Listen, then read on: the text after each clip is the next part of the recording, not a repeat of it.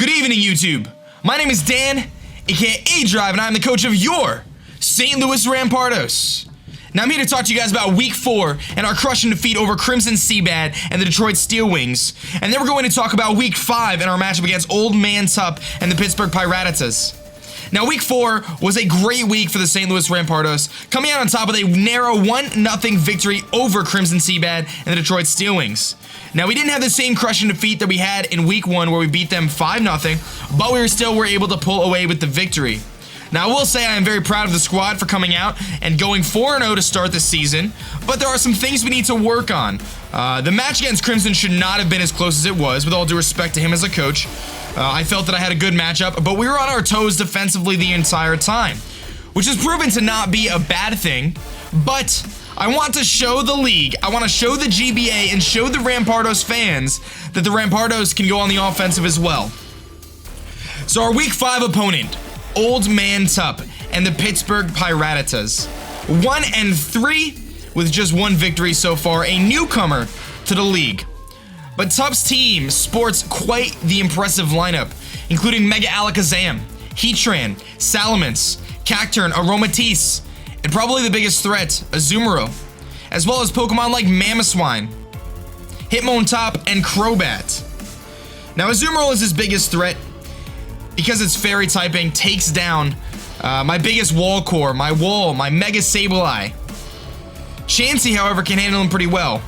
And our free agent pick of Vileplume should scare him away and at least force him to carry Ice Punch on Azumarill. Now, I'm going to talk a little bit about my lineup and how I plan to counteract Tup's team now that you know a little bit about what he's rocking. The first Pokemon I'll be bringing this week in the GBA, Week 5, is none other than Chansey. Now, Chansey has been a mainstay on this team, and we'll be rocking a very, very impressive defensive bulk, including max HP and max defense, rocking Counter, Thunder Wave, Seismitoss, and Soft Boiled. What this allows me to do is take on any amount of Psyshocks and Focus Blast from Mega Alakazam, forcing him to a 3-hit KO. That's going to make it very, very challenging for Mega Alakazam to take down Chansey. Our next Pokemon in our lineup this week is none other than Sableye. Mega Sableye and Chansey have formed the best defensive core in the GBA without question. And it's shown week in and week out. With a combined record of 10-4 between the two of them, Chansey and Sableye have proven to be quite the dynamic duo, despite the locker room drama. Now, Sableye is going to be running Recover with Will-O-Wisp, Knock Off, and Shadow Sneak. So this Sableye is an exact replica of our set from last week. Now, the reason for this is I want to remove his items to potentially remove any Choice Scarfers on his team, because that could throw me for a loop.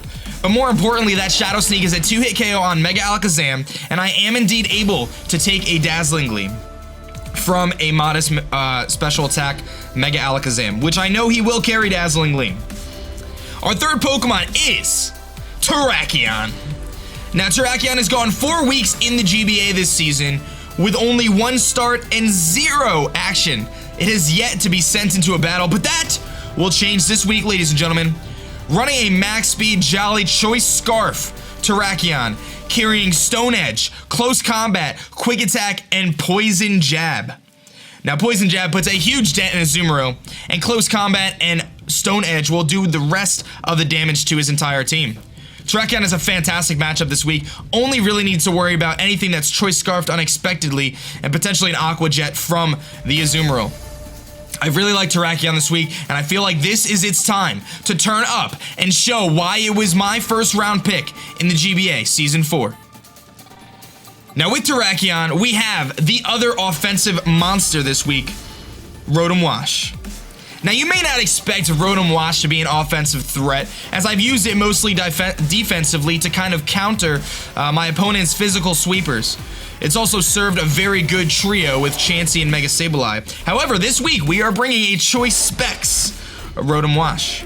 Now, if he does not bring Mamoswine, which I assume he will, he's going to have a hard time dealing with Rotom Wash. Carrying Choice Specs Volt Switch, Hydro Pump, Hidden Power Ice, Mr. Salamence, and of course, Trick, to get rid of any potential Scarfs, or to potentially trick a Choice Specs onto something like Azumarill, to keep it from having a varied move pool to allow me to switch around and counter it a lot more effectively. Now, our next Pokemon is none other than Mew. Now, Mew is looked at as being the most versatile Pokemon in the GBA, and it's for good reason. It can learn every single attacking move, and I utilized that this week. I am running Expert Belt Max Speed Jolly Mew, carrying Ice Punch, Gunk Shot, U-Turn, and Sucker Punch. Now, Sucker Punch puts me in a very good situation to go up against Mega Alakazam. Ice Punch takes out Salamence, and Gunk Shot will handle his fairies with that Expert Belt.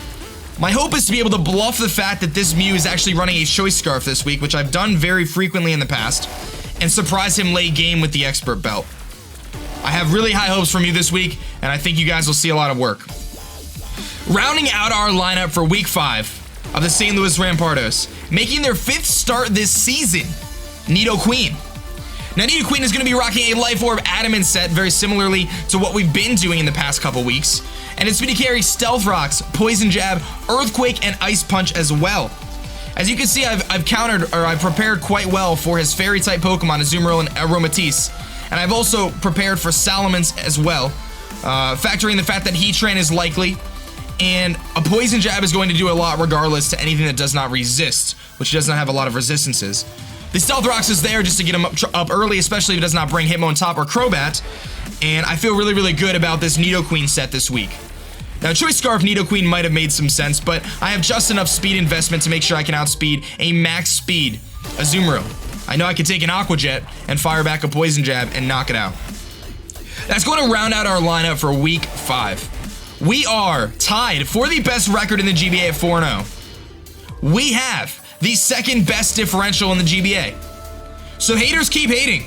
The Rampardos keep Rampardoing. And we are going to chow down, head smash, and destroy our opponents week in and week out. My name is Dan. I'm the coach of the St. Louis Rampardos. If you enjoyed this video and you're a fan of the Rampardos, make sure to hit that thumbs up button for me, as it really helps out the organization as a whole. Wish us luck in Week 5 against Old Man Tup, and I will see you guys later. Peace.